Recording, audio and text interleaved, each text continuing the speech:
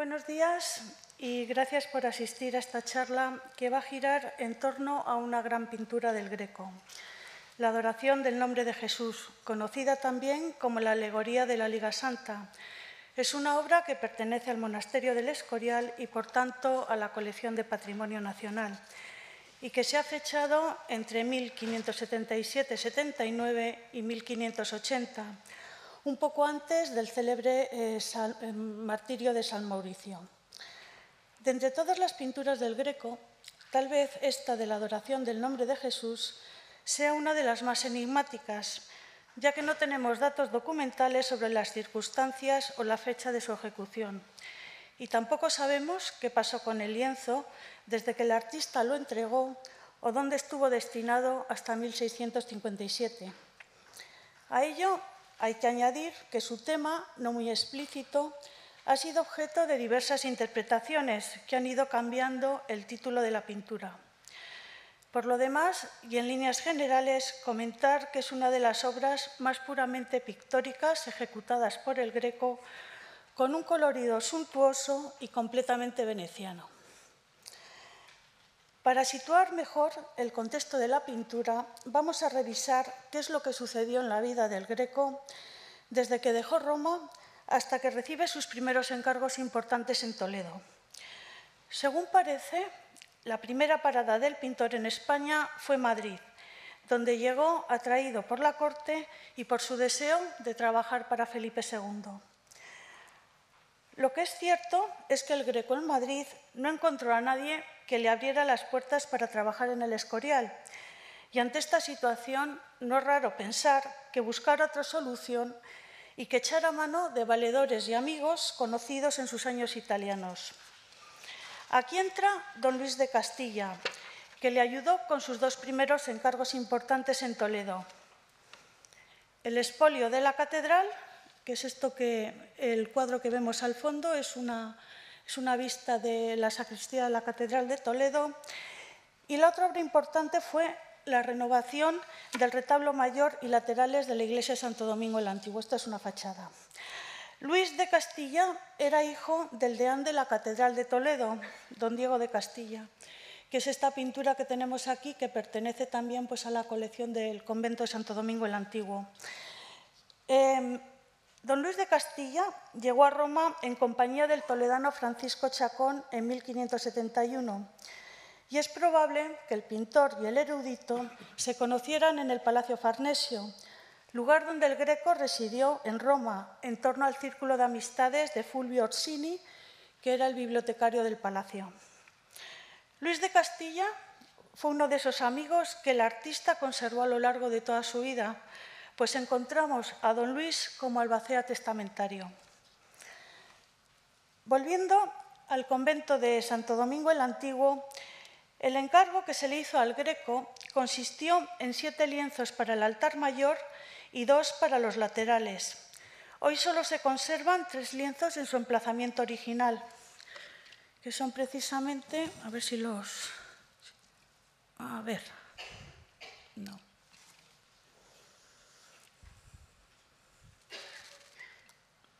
La paso sin querer, vamos a ver. Los 3 que se conservan son San Juan Bautista, San Juan Evangelista y la Resurrección. Los otros 5 pertenecen a museos y colecciones privadas y fueron sustituidos por copias en la iglesia. Del contrato que el pintor firmó para la decoración de Santo Domingo el Antiguo, comentarles que le obligaba a no emplear ayudantes en la ejecución de las pinturas y tampoco le permitía sacar obras de la localidad para ejecutarlas en otro sitio. Las pinturas se tenían que realizar en Toledo. Las telas del convento se entregaron antes del 22 de septiembre de 1579, fecha de la consagración del templo. Y en ese mismo año, 3 meses antes, en junio, el Greco había terminado el expolio, obra que no había entregado, pues el artista estaba enzarzado en pleito con el cabildo de la catedral. Esto sucede, como he dicho, en el año 1579, un año importante para la pintura del Escorial. Otra de las grandes incógnitas que mencionaba al principio de la charla es el encargo de la pintura y si verdaderamente fue un encargo, cómo tuvo lugar el encuentro entre Felipe II y el artista y bajo qué circunstancias. No hay respuestas concretas a estas preguntas, aunque todo apunta a que precisamente ese año de 1579, con el expolio acabado y en pleito y finalizadas las pinturas de Santo Domingo el Antiguo, tal vez hubo un encuentro entre Felipe II y el pintor en Toledo.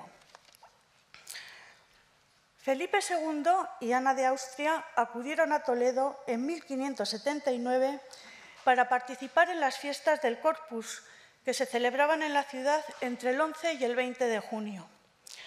No es extraño pensar que los días que el monarca pasó en Toledo, alguien próximo al Greco le hablara de él o que incluso algún valedor del artista le presentase directamente alguna obra de su mano para que el rey evaluara su maestría y estilo. A esta hipótesis del encuentro toledano, aceptada en general, hay que añadir otro detalle de suma importancia: la muerte también en Toledo del pintor Juan Fernández Navarrete, apodado el Mudo, el 28 de marzo de 1579, y a quien precisamente Felipe II le había encargado nada menos que 32 pinturas para la iglesia del monasterio del Escorial, encargo que tras el fallecimiento de Navarrete quedó sin concluir. Una de las conclusiones que se extraen es que si Felipe II quería terminar el Escorial, necesitaba encontrar urgentemente artistas de relevancia para finalizar una de las partes más emblemáticas del monasterio, como era su iglesia. Ante este panorama, el Greco, que no había abandonado Toledo, conocedor de la circunstancia y circunstancias por las que atravesaba el Escorial, tal vez decidió aprovechar la oportunidad que le abría la estancia del monarca en la localidad y, ¿por qué no?, su deseo de continuar el trabajo iniciado en el Escorial por Navarrete el Mudo. Lo evidente es que entre esta fiesta del Corpus de Toledo, vamos a poner junio de 1579 y abril de 1580, 10 meses, Felipe II había encargado ya al pintor el lienzo con el martirio de San Mauricio y la Legión tebana, que estaba destinado precisamente a uno de los altares del Escorial. Respecto a este cuadro, el mismo rey se dirigió al prior del Escorial en un documento fechado el 25 de abril de 1580 para que se facilitara material al artista, a fin de que pudiera trabajar y concluir su pintura sin ningún tipo de retraso en su entrega, ya que el monarca quería agilizar al máximo el trabajo.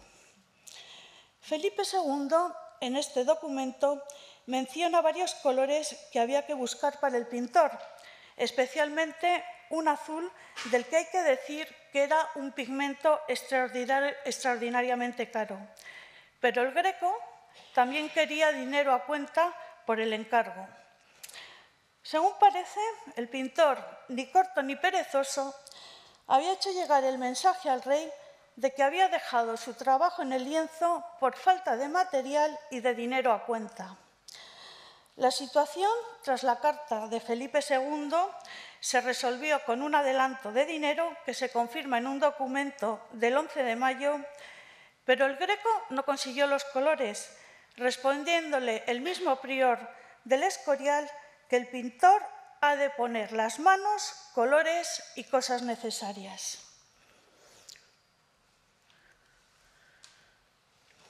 Una vez situado el posible encuentro entre el pintor y el rey, volvemos a la pintura para revisar cuándo pudo ser ejecutada. Los dos momentos que se han dado por buenos y los dos abiertos se localizan en Toledo y en Madrid. En Toledo, tal vez por iniciativa propia, el artista, a modo de tarjeta de presentación, pudo ofrecer el lienzo al monarca como muestra de su arte durante esas fiestas del Corpus, tras las cuales el Greco hizo realidad su deseo de trabajar para el monarca español en el Escorial. En Madrid, donde el artista recién llegado de Italia, con la pintura terminada, tal vez intentó presentarla a Felipe II. Actualmente, estas dos hipótesis están abiertas, aunque es más probable que la entrevista tuviera lugar en Toledo. La adoración del nombre de Jesús se suele datar antes de su célebre San Mauricio, pintado entre 1580 y 1582. Volviendo a la tela, la primera referencia escrita que existe sobre la adoración del nombre de Jesús se fecha en 1657 y la hace el padre Francisco de los Santos en su libro Breve descripción del monasterio de San Lorenzo del Escorial. El religioso, miembro de la Orden de los Jerónimos, fue en 2 ocasiones prior del monasterio. Santos, en el libro segundo de esta publicación, dedicado a la capilla del Panteón de los Reyes, entre obras de Ribera y Albano, dedica un extenso y extraordinario párrafo a esta pintura, que dice: «Una gloria de Dominico Greco, de lo mejor que él pintó, aunque siempre con desazón de los colores, mas aquí tiene disculpa que para pintar la gloria de Dios no es fácil hallarlos acá acomodados, pues los más vivos no pueden llegar a significar la fuerza de aquella majestad suprema, ni vista ni oída de los hombres. De ordinario, llaman a este lienzo la gloria del Greco, por un pedazo de gloria que se ve en lo superior, mas también en lo inferior se ven a un lado el purgatorio y el infierno, con los habitadores de su fuego y condenados, y a otro la iglesia militante, cuyo copioso número de fieles se muestra puesto en la oración, levantadas las manos y los ojos al cielo, y entre ellos Felipe II, que se conoce en su retrato. Y en medio de esta gloria está el nombre de Jesús, a quien adoran los ángeles humillados, y juntando esta adoración con la que en la tierra le están dando los hombres, y singularmente este prudentísimo Rey, siempre rendido a la alteza de semejante nombre, podemos decir, al mirar al otro lado, al infierno y purgatorio, rendidos de la misma forma que quiso significarnos aquí el artífice, aquello de San Pablo: «En nombre de Jesús, doble la rodilla todo cuanto hay en los cielos, en la tierra y en las regiones subterráneas». Ella es una historia ejecutada con toda excelencia. El acierto del dibujo ya es muy conocido en el autor, y aquí lo muestra en el gusto de las posiciones y actitudes elegantes que tienen las figuras, con propiedad y desahogo, sin que las confunda la multitud. Hasta aquí el comentario del Padre Santos, en el que encontramos perfectamente identificado al artista, Domenico Greco, y el tema. Asunto que describe e identifica iconográficamente y del que nos indica que recibe su nombre de la escena que encontramos en la zona superior del lienzo. Incluso añade la fuente de inspiración que usó el pintor para organizar su tela. Una cita del Nuevo Testamento de la epístola de San Pablo a los Filipenses, en la que se lee: «Por lo cual Dios le exaltó y le otorgó un nombre sobre todo nombre, para que al nombre de Jesús doble la rodilla todo cuanto hay en los cielos, en la tierra y en las regiones subterráneas, y toda lengua confiese que Jesucristo es Señor, para la gloria de Dios Padre». La cita corresponde al capítulo 2, versículos 9 y 10 de la epístola de San Pablo. Desde luego, la cita evangélica da margen para la creación, ya que más que una descripción que ayude a elaborar un tema, lo que contiene es una idea para una interpretación. Continuando con el Padre Santos y con su comentario, nos da información de primera mano que nos ayuda a saber cómo se veía al Greco, o por lo menos cómo le veía el Padre Santos a través de esta pintura del Escorial. El primer juicio estilístico del Padre Santos llega cuando nos dice que fue de lo mejor que pintó, pese al vivísimo colorido que califica de desazón de los colores.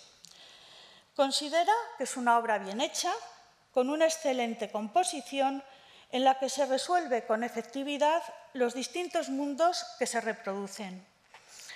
Las figuras se posicionan correctamente, con gestos elegantes, y se consigue, pese a la multitud, claridad y orden por el desahogo y el espacio entre las figuras. En resumen, compone bien, pero resulta algo excéntrico con el colorido.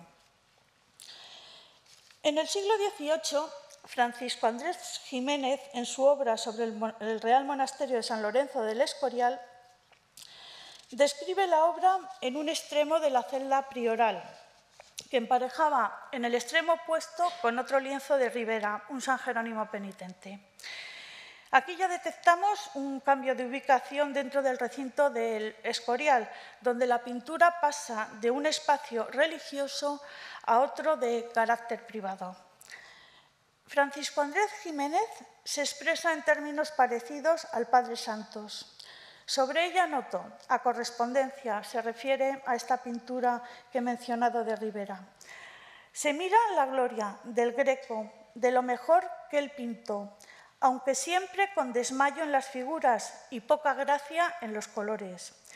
Ordinariamente llaman a esta pintura la gloria del Greco, porque se ve pintada en la parte superior, mas también abajo se ve el purgatorio y el infierno, y a un lado la iglesia militante, cuyo copioso número de fieles se muestra puesto en oración, levantadas las manos y los ojos al cielo, y entre ellos Felipe II, que se conoce en su retrato. En medio de esta gloria está el nombre de Jesús, a quien adoran los ángeles humillados. Ella es historia ejecutada con excelencia y con tal desahogo que no se confunde con la multitud que introduce el autor. Mucho menos extenso que el Padre Santos, describe sin dificultad alguna el asunto y vuelve a subrayar la maestría del artista al organizar con precisión y claridad la multitud que se da cita en el cuadro. También es verdad que al principio de su comentario indica que la tela, según su criterio, es de lo mejor del artista, pese al desmayo de las figuras y la poca gracia de los colores, que quizás resultaron en exceso vivos y directos para su gusto. En su libro, Jiménez dedicó un breve catálogo a los principales pintores que habían trabajado en San Lorenzo del Escorial, entre los que se encuentra el Greco. Lo que dice sobre el cretense no le deja en muy buen lugar, pues según el autor, el Greco, al independizar su estilo del que se considera su maestro, que era Tiziano, y cito textualmente, tomó un rumbo extraordinario que hizo despreciables sus obras, porque todas las figuras las pone como descoyuntadas y de un color desmayado y desagradable. En este lote, Jiménez incluye al San Mauricio, aunque reconoce que hay cabezas con un singular dibujo, e indulta precisamente a la gloria, de la que dice, es lo mejor que quedó aquí de su mano. Y remata el texto que le dedica con esta aclaración. Lo que hizo bien, ninguno lo hizo mejor, y lo que hizo mal, ninguno lo hizo peor. La verdad es que tiene gracia. Es evidente que el pintor no dejaba indiferente a nadie, y en esto, todo hay que decirlo, el Greco no ha perdido un milímetro de actualidad.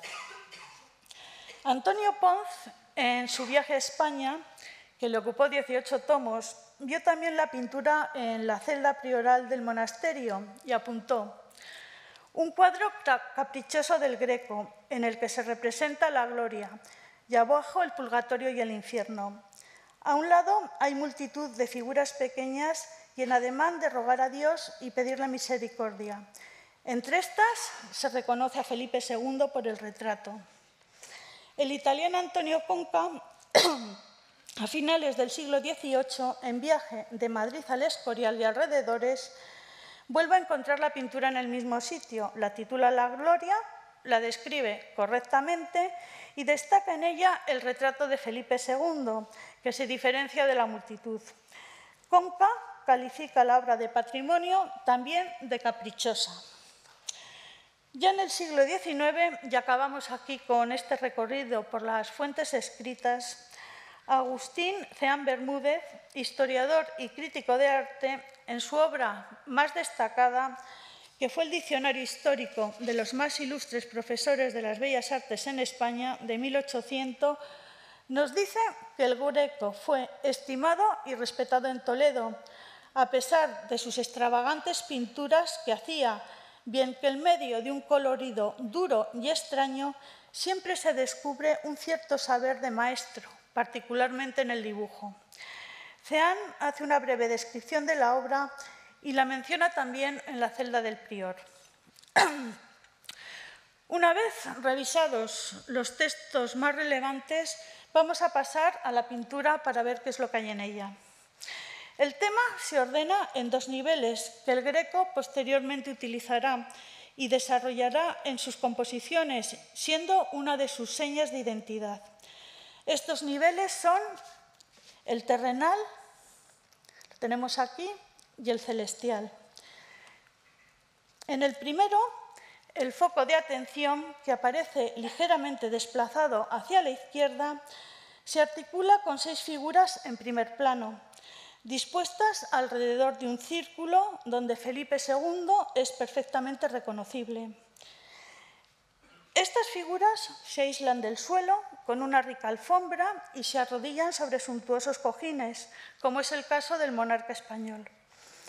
El resto de la pintura lo ocupa una multitud que el Greco ha individualizado con rostros en los planos intermedios y que deja bocetada para que se intuya en los últimos términos. La zona izquierda, además, la cierra para separarla del resto de los motivos que encontramos en la tela con un trazo curvo. A ver si no paso la diapositiva. Es este trazo de aquí al que me refiero. Como si quisiera reproducir con su redondez el globo terrestre, lugar donde tiene lugar el hecho. A la derecha representa el infierno, o como decía San Pablo, las regiones subterráneas, con Leviatán simbolizado en un monstruo marino de gran boca, donde los condenados desnudos se agolpan y se retuercen. Posiciones y musculaturas son un guiño al juicio final de Miguel Ángel.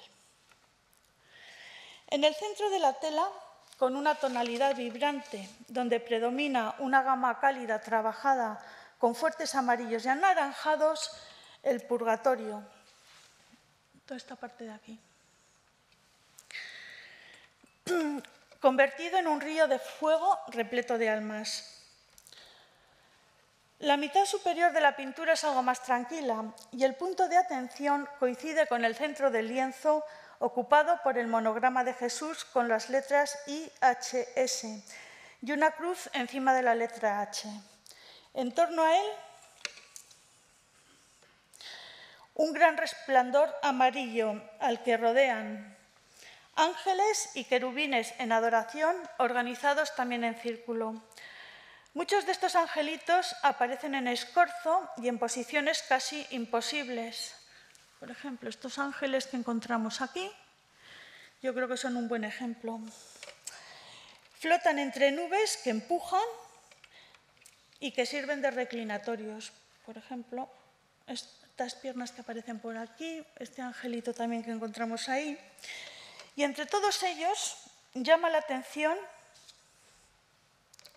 este ángel con túnica azul, que con sus índices indica al espectador lo que está pasando en el cielo, pero también en la tierra. De esta pintura del Escorial existe otra igual, que es la que estamos viendo, en menor tamaño, que se conserva en la National Gallery de Londres. Es esta que tenemos aquí. Al comparar ambas obras, a la derecha tenemos la del Escorial Patrimonio Nacional y a la izquierda la obra que procede de Londres.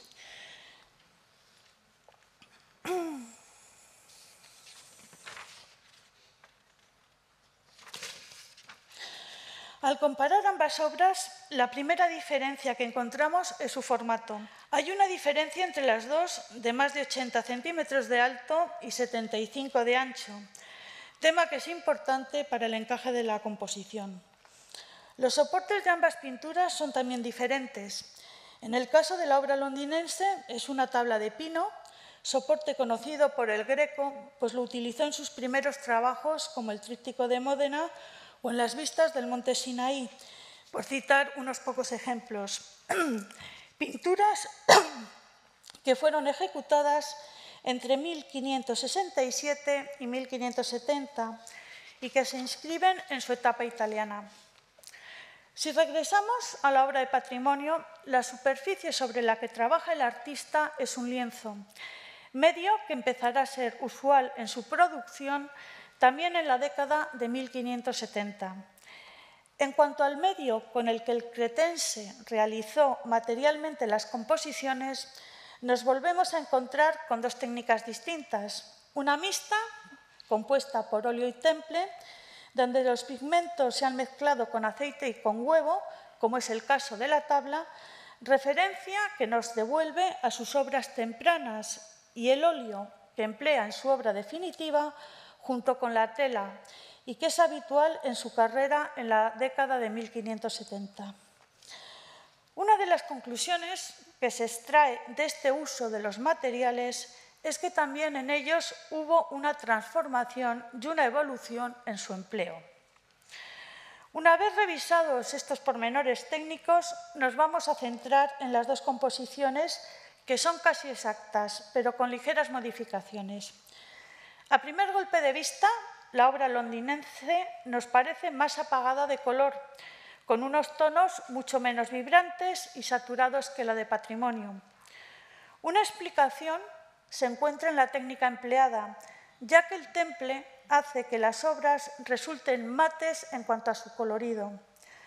La segunda diferencia que se detecta es el enfoque que el pintor hace de la escena, que la acerca más al espectador en el caso de la tabla, donde ese espectador está casi al nivel de Felipe II.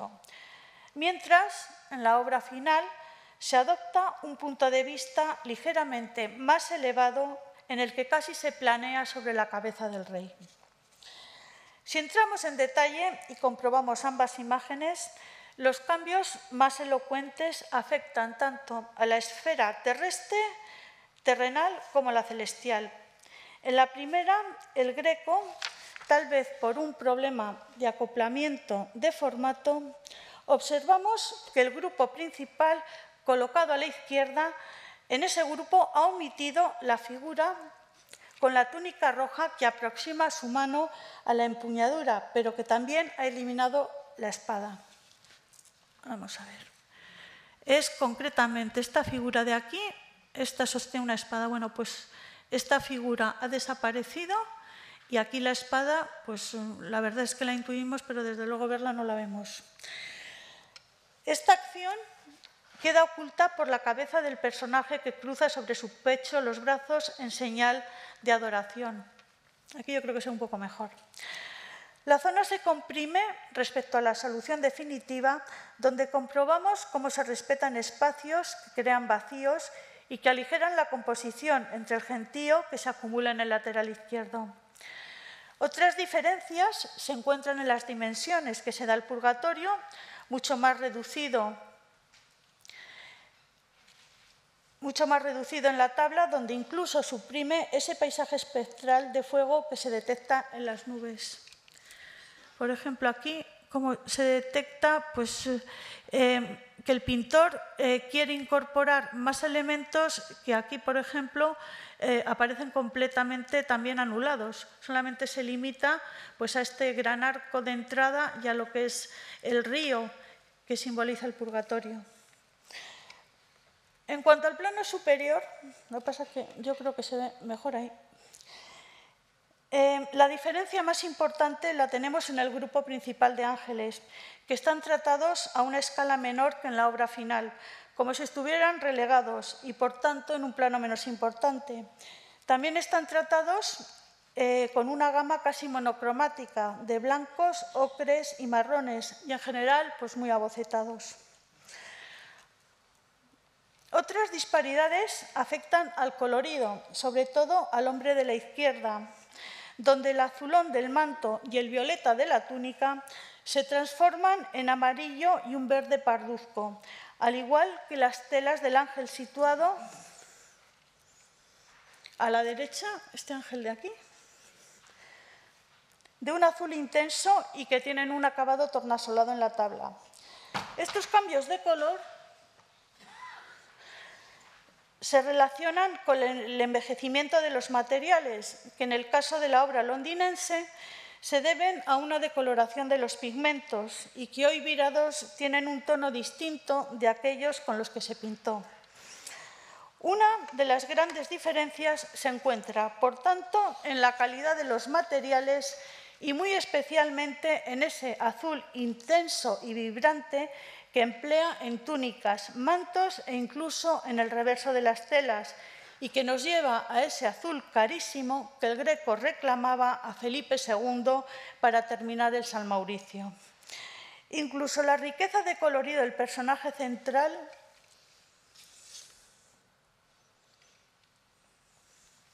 este de aquí, vestido en una valiente superposición de vermellón y carmín, indica que el Greco se empleó a fondo en los materiales para esta obra de patrimonio. Aquí vamos a hacer un alto para analizar esta tabla de la National Gallery. Exactamente qué es respecto de la obra del Escorial. De ella hemos dicho que es una pintura sobre tabla, de menores dimensiones, donde se representa casi literalmente la pintura de patrimonio. La crítica artística la considera una obra original del Greco y se ha tratado de encajar en el proceso creativo con dificultad, como un boceto para la obra final, que adquirió una dimensión mayor, o una réplica reducida de la misma. Recuerdo que un boceto es una fase previa a la realización de una obra artística, donde se tratan aspectos que están en preparación, y una réplica es la repetición de una obra hecha por el mismo artista. Las dos obras se encuentran firmadas en el ángulo inferior izquierdo, pero de distinta forma. En el caso de la obra definitiva, que es la que tenemos a la derecha, la del Escorial, el Greco utilizó cursivas griegas, Doménicos Theotokopoulos Cres Epoei, que quiere decir Doménico Theotokopoulos cretense lo hizo. Todo un alegato a su origen y a su trabajo. Mientras en la tabla utilizó la misma fórmula, pero sustituyó las minúsculas griegas por mayúsculas. El tema de la firma es importante, pues el pintor a lo largo de su carrera fue variando la grafía. Las mayúsculas griegas en la firma las utilizó en cuadros de época romana y en sus primeras obras en Toledo, como fue el conjunto de Santo Domingo el Antiguo. Ambas pinturas no hace mucho que se han mostrado juntas en la exposición que yo me imagino que muchos de ustedes habrán visitado, el griego de Toledo, pintor de lo visible y lo invisible, que tuvo su sede en el Museo de Santa Cruz. Volviendo a las dos representaciones, Francisco Pacheco, tratadista español, en su libro El arte de la pintura, su antigüedad y grandezas, editado en Sevilla en 1649 y terminado, según el manuscrito, en 1638, nos da una noticia importantísima sobre las prácticas del taller y sobre el destino de estas pequeñas pinturas. Francisco Pacheco visitó al artista en su taller toledano en 1611, cuando el Greco tenía 70 años. Pacheco escribió: Domenico Greco me mostró en el año 1611 una alacena de modelos de barro de su mano para valerse de ellos en sus obras, y lo que excede toda admiración, los originales de todo cuanto había pintado en su vida, pintados al óleo en lienzos más pequeños en una cuadra que por su mandato me mostró su hijo. Hasta aquí el testimonio de Francisco Pacheco. Desde luego, este hábito de tener en pequeño todo o casi todo lo que hacía le servía de catálogo y de recordatorio de su trabajo. Y no es difícil imaginar que este catálogo de obras hechas fuese una herramienta de primer orden para elaborar versiones o réplicas de sus creaciones, al igual que un excelente muestrario, ya que le permitía, como hizo con Pacheco, enseñar a visitas o clientes un álbum más que completo de su trabajo. La existencia de este conjunto de pinturas de pequeño formato que reproducían los temas del artista se comprobó en 1614, a la muerte del pintor, en el inventario de sus bienes realizado por su hijo Jorge Manuel. En este inventario aparecen reseñados, junto con muy pocos bienes, un listado de más de 100 pinturas, de las que solo se da el título y a las que se acompaña de adjetivos como pequeña, chiquita, y sin ningún tipo de referencia a su formato o medidas. Jorge Manuel, posteriormente, el 7 de agosto de 1621, con motivo de su matrimonio con Gregoria de Guzmán, realizó un segundo inventario, más extenso y detallado, donde aparecen piezas nuevas junto con otras identificadas en el primer documento. La adoración del nombre de Jesús no ha podido identificarse en ninguna de estas dos listas. Casos similares a este de la adoración del nombre de Jesús son conocidos. Por poner un ejemplo, el lienzo con la Anunciación, diseñado para el retablo del Colegio de Doña María de Aragón, que se conserva en el Museo del Prado, tiene su versión reducida en la colección del Museo Thyssen-Bornemisza. La obra del Museo del Prado es la obra de la derecha y la de la izquierda es la del Museo Thyssen-Bornemisza. Aquí tenemos un detalle de la Virgen, tal y como aparece en esas dos telas, que sí hay variaciones sobre todo yo creo que afectan a la pincelada. Es una pincelada que es muchísimo más libre, más suelta en el caso de la obra del Museo Thyssen y mucho más delicada, más acabada en este lienzo que se conserva en el Museo del Prado. Concretamente de este retablo tardío del pintor, que es una de sus obras maestras, se conservan otras pinturas pequeñas de la adoración de los pastores y del bautismo de Cristo, cuyos originales se guardan en el Prado y cuyas versiones reducidas se encuentran en el Palacio Barberini en Roma. También comentarles que de esta Anunciación existe también otra versión pequeña que se conserva en el Museo de Bellas Artes de Bilbao. La adoración del nombre de Jesús de la National Gallery formó parte de la colección de don Agustín del Hierro, donde hacía pareja con un expolio también pequeño y también versión reducida del expolio de la Catedral de Toledo, que se ha identificado con el que se conserva en Upton House, Gran Bretaña. Este emparejamiento, que se dio en un inventario, puede que tuviera en cuenta el formato o el tipo de marco original que lucían las dos pinturas, más que los temas. Sobre don Agustín del Hierro, miembro del Consejo de Castilla en el reinado de Felipe IV, decirles que fue un gran coleccionista del pintor, del que llegó a reunir 48 pinturas. De esta colección, la pareja pasó a la de Gaspar Méndez de Haro, marqués de Liche y quinto marqués del Carpio, que fue otro de los grandes coleccionistas españoles. Por matrimonio de una hija del marqués del Carpio en 1688, las pinturas llegaron a la Casa de Alba, donde la adoración del nombre de Jesús, por lo menos, permaneció hasta 1835. La pintura fue adquirida en Madrid por el barón Taylor, integrándose más tarde en la Galería de Luis Felipe en Francia, entre 1838 y 1848. Posteriormente fue comprada por un lord escocés, cuyos herederos en 1955 la vendieron a la National Gallery de Londres. Vamos a quedarnos ahí. Si regresamos a la pintura del Escorial, para revisar el título y el tema, hemos visto que tanto el Padre Santos como Francisco Andrés Jiménez, cuando encuentran la tela en la iglesia o en la celda del prior, le identifican como una gloria. En el Escorial, en el momento en que estos autores escriben sus comentarios, se podía ver una pintura célebre que conocemos con ese título, La Gloria de Tiziano, en la colección de este Museo del Prado. Es evidente que el tema de esta pintura de Tiziano estaba presente en ese contexto escorialense.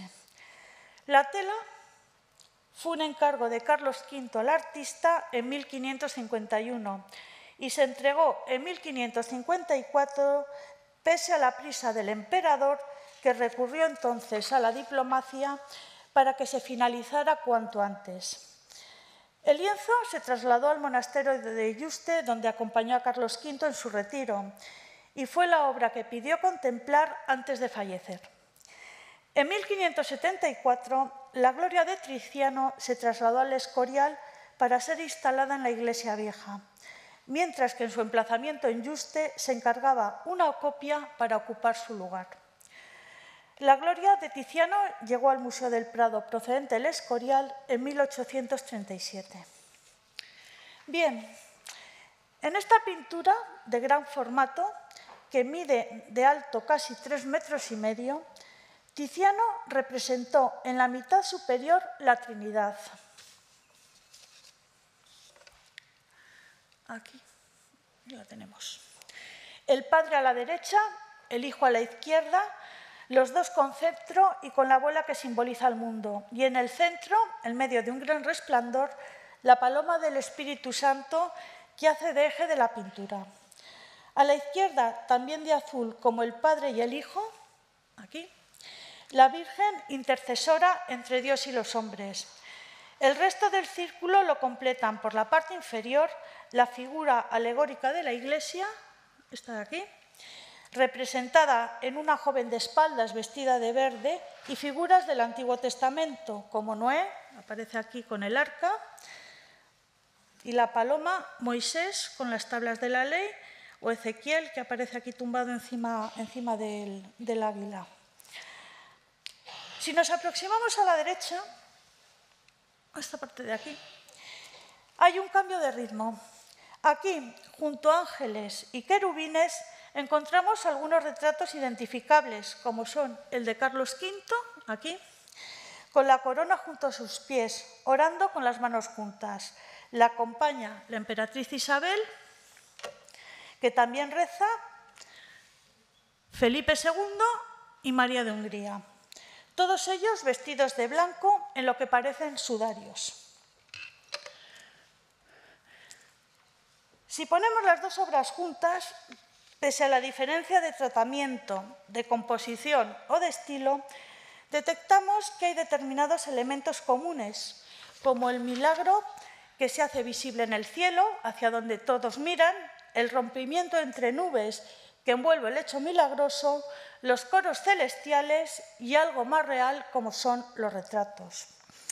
No es extraño, por tanto, que en la mente de los autores que dejaron testimonio de la pintura del Greco estuviera presente esta gran obra de Tiziano que se guardaba por aquel entonces en el Escorial. Al título de La Gloria del Greco, por paralelismo con la de Tiziano, siguieron otros epígrafes como El sueño de Felipe II, que se debe a Vicente Polero y Toledo, que lo registró así en su catálogo de los cuadros del monasterio de San Lorenzo. Interpretación esta que conecta con la visión que tuvo Felipe II, como se llamó a la versión pequeña de Londres cuando perteneció a la colección de Menéndez de Haro. La adoración del nombre de Jesús fue una propuesta de José Camón Aznar en su monografía sobre el pintor, editada en 1950, y es la que goza en la actualidad de mayor aceptación. El juicio final fue el título que Paul Kellemel registró en su libro Nueva visión del Greco, de 1961. También se ha conocido la pintura como Felipe II en la Gloria, descrita así cuando la tabla de Londres perteneció a Agustín de Hierro. Todos estos títulos lo que nos transmiten desde 1657 es la dificultad de interpretación de un tema con un marcado ambiente visionario. Sin embargo, uno de los títulos que ha gozado de mayor aceptación, y así lo pueden encontrar en libros y catálogos, ha sido el de la alegoría de la Liga Santa, que suele figurar como subtítulo de la tela. La interpretación se debe a un estudio de Antony Blanc publicado en 1939-40.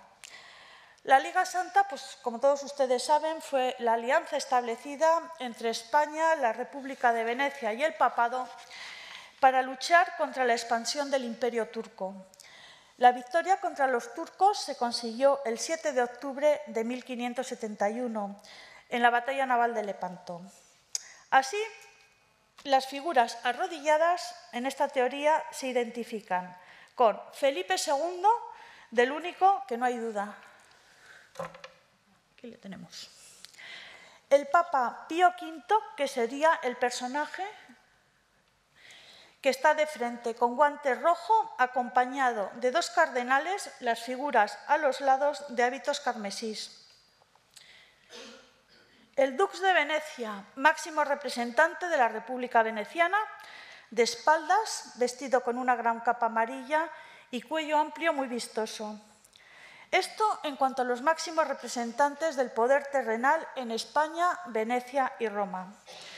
En esta interpretación, el personaje con la espada, vestido anacrónicamente con armadura romana e idealizado, se identificó con Juan de Austria. Y las dos figuras que cierran el círculo, por la izquierda, con Marco Antonio Colonna y Sebastiano Benier. Esta lectura de la pintura, que se materializó a finales de los años 30 del siglo XX en la teoría propuesta por Blanc, se había apuntado ya en el siglo XIX, cuando el cuadro pequeñito de la National Gallery de Londres pasó por la Galería de Luis Felipe. La base de la interpretación fue un grabado que conmemoraba la victoria de Lepanto que apareció en Venecia.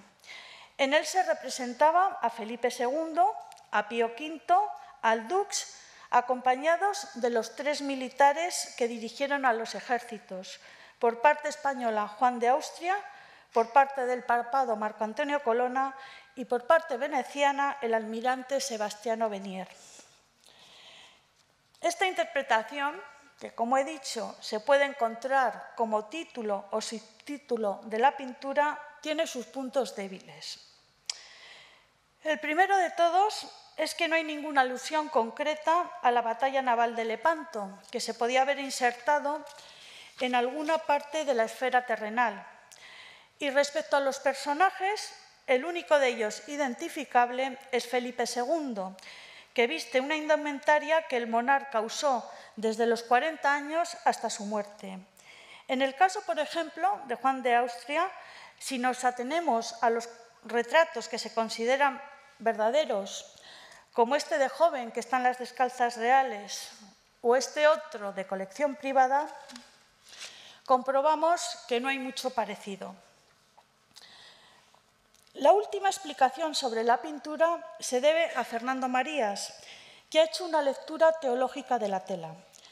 En ella, al igual que en la Gloria de Tiziano, según este historiador, el pintor simplemente habría representado al monarca acompañado de otros poderes terrenales, esperando el juicio final o su propio juicio. En este contexto, Cristo juez se ha transformado en la pintura del Greco en una inmensa e intensa luz que proyecta en el cielo las iniciales de su nombre.